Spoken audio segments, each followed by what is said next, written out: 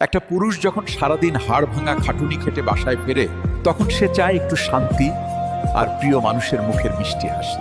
বাইরের জগৎটা যে কতটা নিষ্ঠুর আর কঠিন সেটা একমাত্র সেই পুরুষটিই জানে যে পরিবারের মুখে হাসি ফোটানোর জন্য যুদ্ধ করে। আজকের সমাজে পুরুষের পকেটে টাকা না থাকলে তার কোনো মূল্য নেই, হোক সে যতই সৎ আর চরিত্রবান।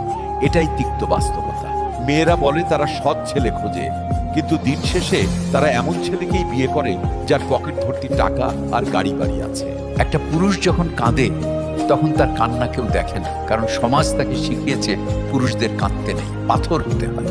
অথচ এই পাথরের বুকেও যে কত সাগর পরিমাণ কষ্ট জমে আছে সেটা দেখার মতো সময় বা ইচ্ছে কারোই আসলে থাকে না। ভাই, প্রিয় বোন, আপনার স্বামী যখন খালি হাতে বাসায় ফেরে তখন তাকে অপমান না করে একটু সাহস দিন, দেখবেন সে বিশ্ব জয় করবে।